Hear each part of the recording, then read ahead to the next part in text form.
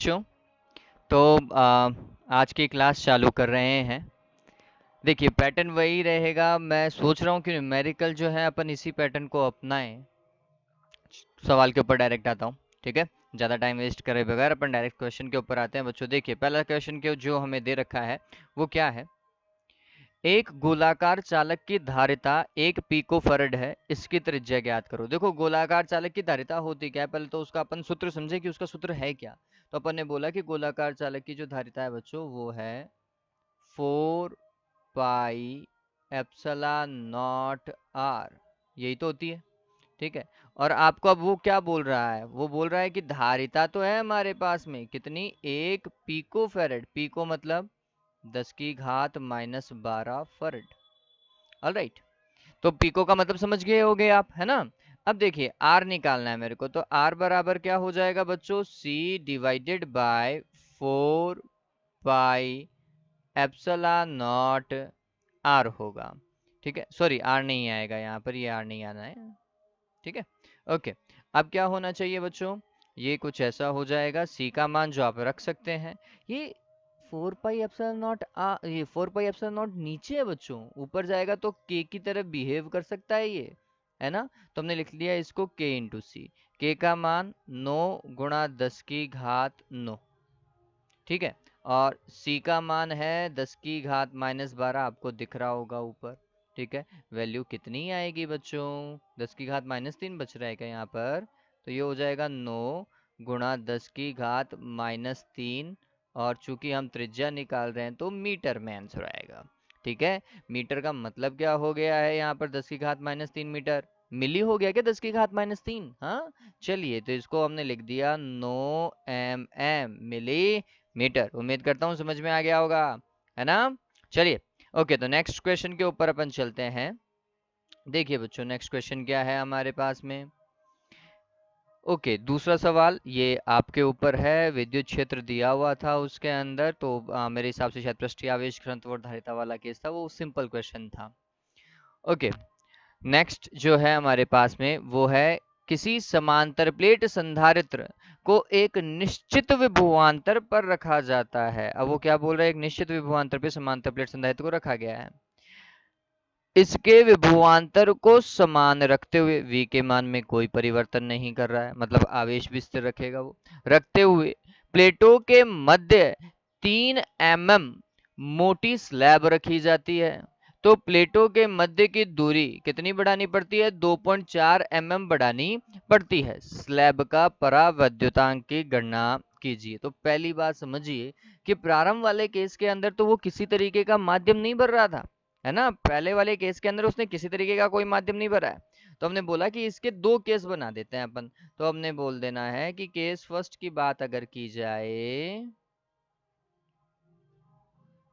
Case first में वो बोल रहा है कि कोई माध्यम नहीं है, ये सीधा सीधा संधारित्र मान लीजिए।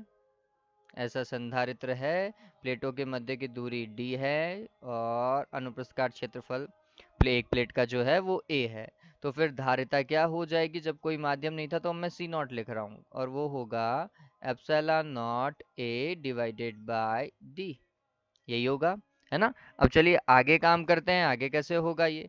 तो अब हम बात कर रहे हैं केस सेकंड की। केस सेकंड में वो माध्यम रख रहा है, और आप अगर क्वेश्चन को पढ़ें तरीके से तो वो बोल रहा है कि विभवांतर को समान रखते हुए प्लेटों के मध्य 3 mm मोटी स्लैब रख दी जाए, तो प्लेटों के मध्य की दूरी को कितना बढ़ाना पड़ता है, 2.4 mm बढ़ानी पड़ती है। इसका मतलब अंश तय रखा है बच्चों, ठीक है, बीच में अंश तय रख दिया।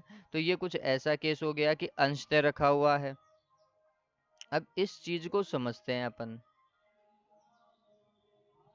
अनुप्रस्थ काट क्षेत्रफल के ऊपर कोई प्रभाव नहीं बोल रहा वो, लेकिन वो बोल रहा है कि जब बीच में ऐसे कोई परत रख रहे हैं ना, परावैद्युत परत रख रहे हैं, वो भी कितनी मोटी, टी मोटी, टी मोटाई की। और टी मोटाई हमें कितनी दे रखी है वो बच्चों, वो बोल रहा है कि 3 mm मोटाई की स्लैब रखी जाती है। ऐसा ही है, 3 mm मोटी स्लैब रखी जाती है। तो टी का मान कितना है इस केस में, आंसर दिया हुआ है 3 mm, ठीक है। तो बोल रहा है कि मध्य की दूरी को 2.4 mm बढ़ाना पड़ता है। तो मध्य की दूरी पहले थी d, है ना, और अब वो दूरी बढ़ चुकी है, तो अब वास्तविकता में ये मध्य की दूरी कितनी हो गई, d प्लस 2.4 और के अंदर है, ये बात ध्यान में रख लीजिएगा। तो अपना dB में मैं किस में मान के चल रहा हूँ, अभी में ही मान करके चल रहा हूँ, ये ध्यान में रखिए। ओके, बात समझ में आ गई। तो इस केस में धारिता क्या हो जाएगी, तो सेकंड केस में अगर धारिता का सूत्र लिखा जाए सी माध्यम, तो आप गौर कीजिए, अपन कुछ ऐसा लिखते हैं, epsilon not a divided by क्या, d minus T plus t divided by epsilon r, यही होता है ना। जब अंश तर भरा हो तब ऐसी बात होती है ना। अब यहाँ पर ये सोचिए कि ये वाला मान कितना है, d प्लस 2.4, मध्य की दूरी इस बार d नहीं है, इस बार कितनी है, d प्लस 2.4 है बच्चों, ये रखनी पड़ेगी इस केस में। तो ये हो जाएगा d प्लस 2.4, ये बात ध्यान में रखना, ठीक है। इसे आप चाहते तो d डैश लिख दो, इसको d डैश लिख दो। तो फॉर्मूला जब शुरुआत करो, तो आप यहाँ पे अगर मैं फॉर्मूला लिखूं तो मैं इसको ऐसा लिखता, epsilon not a divided by D dash minus T plus T upon epsilon R, मैं ये फॉर्मूला लिखता सी माध्यम का, और फिर डी डैश का मान डी प्लस 2.4 लिख देता, ठीक है। ओके, चलिए, तो देखो विभवांतर पे परिवर्तन नहीं गया है, आवेश पूर्ववत ही रहा, तो हमें ये पता चल गया कि जो धारिता है वो इन दोनों का अनुपात ही तो है, Q बराबर CV लिखते हैं तो C बराबर Q बटा V रहा, ठीक। तो इसके ऊपर भी कोई परिवर्तन नहीं आया, तो मतलब दोनों ही केस में धारिता के मान में कोई परिवर्तन नहीं आ रहा है, ये बात ध्यान में रख लीजिएगा अकॉर्डिंग टू क्वेश्चन, है ना। तो हम बोल रहे हैं प्रश्नानुसार, प्रश्नानुसार क्या है भाई, C माध्यम का मान जो है वो C नॉट के बराबर बोल रहे हैं भैया। तो सी नॉट का मान और सी माध्यम का मान दोनों ही मैंने आपको फॉर्मूला बता दिए हैं, epsilon not a divided by D plus 2.4 minus T plus T upon epsilon R, ऐसा ही है। एप्सिलॉन आर का मान पूछ रहा है, सवाल पढ़ रहे हो ना बच्चों, एप्सिलॉन आर का मान पूछ रहा है वो आपसे। ओके, तो ये यहाँ पर epsilon not a divided by D कर देता हूँ, कैंसिल हो गया क्या ये, डन। चलो ये वाला मान फिर हर के बराबर आना चाहिए, ठीक। तो ये कितना है, d plus 2.4 minus T plus T बटा एप्सिलॉन आर बराबर कितना है बच्चों, d है, d से d क्या हो जाएगा, कैंसिल। t का मान कितना दिया हुआ है, कितना बच्चों, 3, है ना, 3 mm तो दिया हुआ है, तो यहाँ पे 3 रख देता हूँ, 0 हो गया। तो ये क्या हो जाएगा, 2.4 minus 3 plus 3 divided by epsilon R is equals to 0 हो जाएगा क्या, डी से डी तो कट गया था ना। चलिए, ऊपर मेरे पास में जगह है, मैं वहां पे सॉल्व करने की कोशिश करूंगा इसे। वैसे यहाँ पे एक बार देखें, 2.4 में से 3 को घटाओ, 0.6 बचेंगे, वो भी माइनस के, है ना। ये कैलकुलेशन तो पता ही है, 2.4 में से 3 को घटाएंगे तो माइनस 0.6 बचेंगे, माइनस 0.6 इस तरफ है, तो दूसरी तरफ लेकर के जाओगे तो प्लस का 0.6 हो जाएगा क्या। तो ये कुछ ऐसा है बच्चों, 3/एप्सिलॉन आर बराबर 0.6, पता चला। तो एप्सिलॉन आर बराबर क्या हो जाएगा, ऊपर देखो बच्चों, अब ये कैलकुलेशन जो है मैं यहाँ पर कर रहा हूँ। ओके, तो अब यहाँ पर ये कैलकुलेशन क्या बैठी है हमारे पास में, तो ये बोला जाएगा एप्सिलॉन आर बराबर, ओ ओ ओके, एप्सिलॉन आर को इंटरचेंज किया तो ये हो जाएगा 3/0.6, पॉइंट को हटाओ तो ऊपर 30 कर देंगे तो 30/6 हो जाएगा, है ना। और भाग लगाओगे तो कितना आएगा, 5 आएगा। पता चला, इस तरीके से हमने काम किया। यहाँ पे ये ध्यान में रखें, एप्सिलॉन आर को इधर लेकर गए और 0.6 को नीचे की ओर लेकर के आ रहे हैं, ये ध्यान में रखिएगा, ठीक है। चलिए, तो इस तरीके से हमारे पास में जो माध्यम का या जो स्लैब था उसका परावैद्युतांक कितना प्राप्त हुआ, 5 प्राप्त हुआ, ये ध्यान में रखें। बताओ भाई एप्सिलॉन आर का मात्रक क्या है, हाँ, परावैद्युतांक का मात्रक क्या होता है बच्चों, ये बात ध्यान में रखना है, ये एक मात्रकहीन भौतिक राशि है, इसका कोई मात्रक नहीं है, ठीक है। चलिए नेक्स्ट क्वेश्चन की तरफ अपन चलते हैं बच्चों। ओके, नेक्स्ट क्वेश्चन आपको दिखाई दे रहा है, ये है दो संधारित्रों की धारिताएं जो आपको सामने दिख रही हैं, 2 माइक्रोफैरड तथा 4 माइक्रोफैरड है। जब इनको क्रमशः श्रेणी क्रम में तथा समांतर क्रम में जोड़ा जाता है तो इनकी तुल्य धारिताओं की तुलना कीजिए। ऑल राइट, देखिए एक बार इन दोनों को श्रेणी क्रम में जोड़ना है और एक बार समांतर क्रम में जोड़ना है, इतना ही तो काम करना है। तो हमने बोला कि C1 का मान 2 माइक्रोफैरड और C2 का मान दे रखा है 4 माइक्रोफैरड, इतना ही तो केस है बच्चों। चलिए श्रेणी क्रम, तो केस फर्स्ट श्रेणी क्रम की बात करते हैं। श्रेणी क्रम के अंदर क्या होता है, 1/c लिखते हैं, C इक्वलेंट, मैं इसे CS लिख रहा हूं अभी। और ये कितना होगा बच्चों, तो ये होगा 1/C1 प्लस 1/C2। और आपको याद हो बच्चों, तो मैंने आपको डायरेक्ट बोला था अगर दो संधारित्र हो तो C1 C2 divided by C1 plus C2 कर सकते हैं, इसको कर सकते हैं नहीं कर सकते हैं। C1 C2 मतलब 2 × 4 बटे 2 + 4, ऐसा ही तो करना पड़ेगा ना। कितना हो जाएगा यहाँ पे, तो हो जाएगा 8/6। 8/6 का मतलब क्या हो गया, 4/3 हो गया क्या। चलिए ये तो कौन से क्रम में, श्रेणी क्रम में। समांतर क्रम के सेकंड में समांतर क्रम सॉरी इस बार तो CP आएगा और जुड़ जाते हैं इसमें, तो C1 प्लस C2 होता है समांतर क्रम के अंदर, तो है ना। तो क्या होगा बच्चों, 2 + 4 बराबर कितना बच्चों, 6, मात्रा क्या, माइक्रोफैरड आएगा। तो ये पैरेलल कनेक्शन का। अब आपको क्या बोल रहा है, वो दोनों की तुलना करना है। अब देखिए किसको तुलना में, अनुपात कैसे निकालें, श्रेणी क्रम को ऊपर रखें या समांतर क्रम को। तो सवाल पढ़ो, जो पहले आ रहा है उसको ऊपर रखो, श्रेणी क्रम को पहले ऊपर रखना है। तो अकॉर्डिंग टू क्वेश्चन, प्रश्नानुसार CS बटा CP करना पड़ेगा, श्रेणी क्रम की धारिता बटे समांतर क्रम की धारिता। श्रेणी क्रम की धारिता कितनी है, 4/3, और समांतर क्रम की धारिता कितनी है, 6। माइक्रोफैरड था तो माइक्रो से माइक्रो कट जाएगा, ये बात ध्यान में रख लीजिएगा, ये भी माइक्रोफैरड इधर। तो ये कितना होगा, तो इसको अगर अपन ने काटा तो यहाँ पे 2 आएगा और यहाँ पे 3 आएगा बच्चों। ठीक है, तो ये कितना हो जाएगा, 2/9। पता चल गया क्या धारिताओं का अनुपात क्या आएगा, कितना, 2/9 आएगा। ठीक है, डन।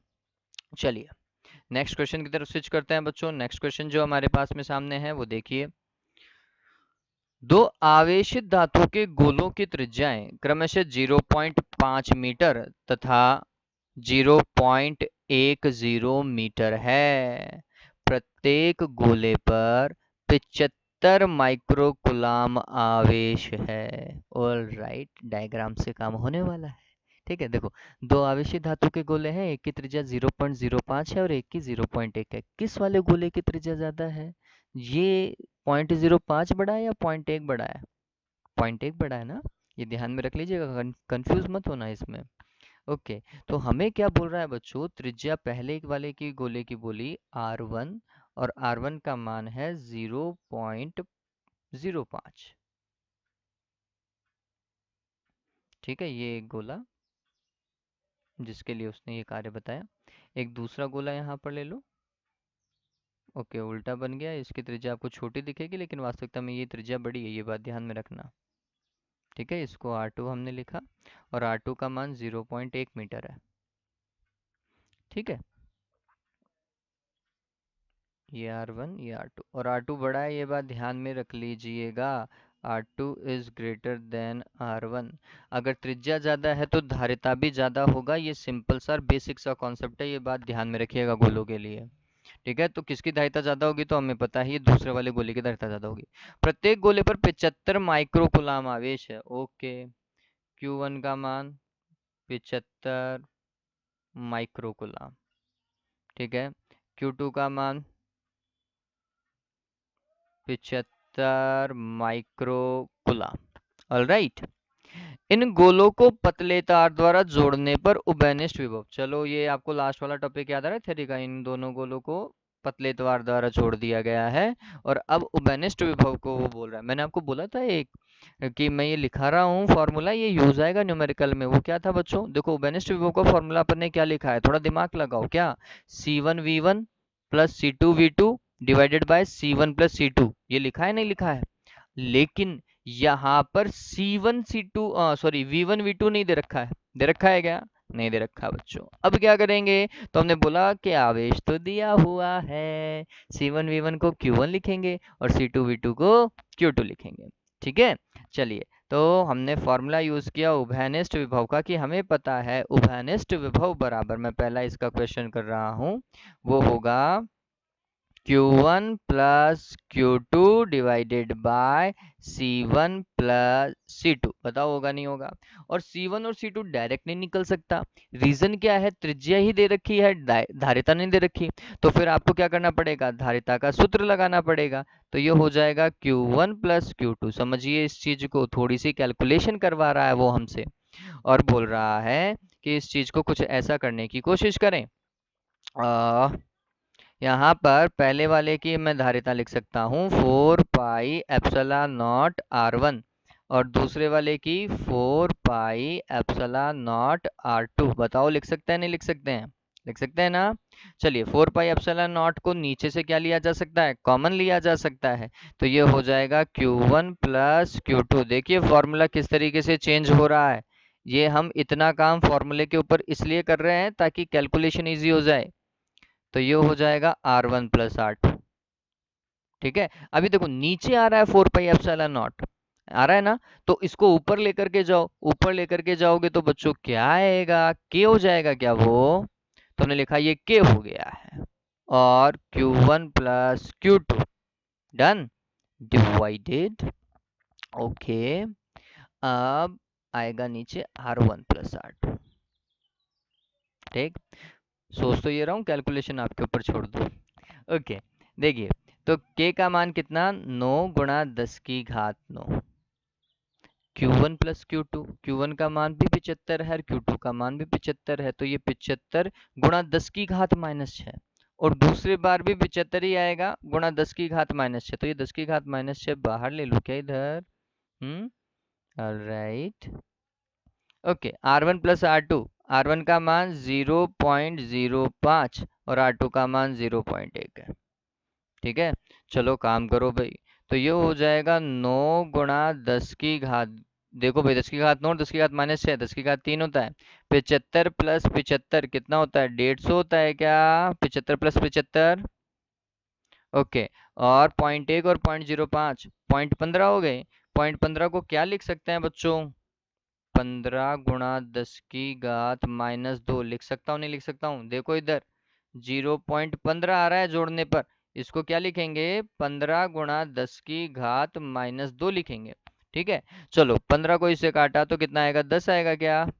चलिए, फिर ये 10 की घात 2 है, ऊपर लेकर के जाओगे तो 10 की घात क्या हो जाएगा, +2 हो जाएगा, नीचे -2 है, ऊपर +2 हो जाएगा, तो टोटल घात 10 की घात 3 इस पे, 10 की घात 3 इस पे, 10 की घात हो गई 6। तो कैलकुलेशन से मिला 9 गुणा 10 की घात 6 क्या वोल्ट, पता चला। ओके, आवेश प्रवाह की मात्रा ज्ञात करो। आवेश प्रवाह की मात्रा मतलब एक से दूसरे पर कितना आवेश गया वो ज्ञात करना है। तो फाइनल विभव पता चल गया ना आपको, ये आंसर आ रहा है आपके पास में, यही था। ठीक है, चलिए अब मैं देखिए इस चीज को, अपन क्या करने की कोशिश कर रहे हैं, अपन बोल रहे हैं कि आवेश प्रवाह को ज्ञात करना है, कितना आवेश जो है वो ट्रांसफर हुआ बच्चों, ऐसा ही तो है। कितना आवेश ट्रांसफर हो, देखो ये चीजें हटती जा रही होंगी क्योंकि मैं स्पेस कर रहा हूँ। ओके, काम करने की कोशिश करते हैं। तो उभयनिष्ठ विभव का जो आंसर हमारे पास में आया बच्चों, वो उभयनिष्ठ विभव का मान था 9 गुणा 10 की घात 6।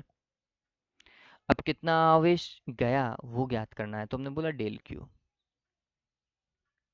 ठीक है, वो क्या होगा, प्रारंभिक आवेश माइनस अंतिम आवेश, या फिर अंतिम आवेश माइनस प्रारंभिक आवेश। ठीक है, अब कौन से में क्या यूज करना है, तो देखिए ज्यादा आवेश में से कम आवेश को घटाना है, इतना ही लॉजिक दिमाग पे रखें अभी। ठीक है, तो ज्यादा आवेश किसके पास में जाएगा, तो ये थोड़ा समझते हैं कि ये जो Q2 गोला था ना, इसकी धारिता ज्यादा है बच्चों, ये ज्यादा आवेश ग्रहण कर सकता है, क्यों, क्योंकि इसकी त्रिज्या ज्यादा थी। ठीक है, तो हमने बोला कि इसके पास में आवेश जो है, मतलब Q2 डैश की बात करूं, ये ज्यादा होगा किससे, Q2 से। तो अंतिम आवेश माइनस इसमें क्या कर सकते हैं, प्रारंभिक आवेश कर सकते हैं, है ना, ऐसा मैं लॉजिक यूज कर रहा हूँ। ओके, इसका अंतिम आवेश कितना हो जाएगा, तो आवेश Q is equals to CV होता है, तो इसकी धारिता कितनी, C2। और फिर इसका विभव कितना, तो अंतिम विभव तो v था, माइनस Q2 कर दूं क्या? चलिए, फिर C2 का मान कितना, 4 पाई एप्सिलॉन नॉट r और 2, और ये विभव का मान कितना है, विभव का मान देखिए, नेक्स्ट स्टेप में लिख देंगे, चलो इसे। ऑल राइट, तो 4 पाई एप्सिलॉन नॉट को k लिख दूं क्या, तो ये हो जाएगा v और r2, देखो v और r2 ये रहा, और नीचे इधर आ गया है k, माइनस क्या बच्चों, Q2, कैलकुलेशन वाला पार्ट चालू होने वाला है भाई। v का मान 9 × 10⁻⁶, यही आ रहा था। r2 का मान 0.1, फिर k का मान 9 × 10⁻⁹, चलो 9 से 9 कैंसिल, इसे काटूंगा 10⁻³ और इसका देखूंगा तो 10⁻⁴। ठीक है, तो ये हुआ 10⁻⁴, और इधर है 75 माइक्रोकुलाम 10⁻⁻⁶। बताओ, यही तो है Q2 का मान, प्रारंभ में इतना ही तो था, इधर देखो, ये दिख रहा है नहीं दिख रहा? चलो कैलकुलेशन आपके ऊपर छोड़ दूं क्या? हम्म चलिए सॉल्व करने की कोशिश करता हूं मैं।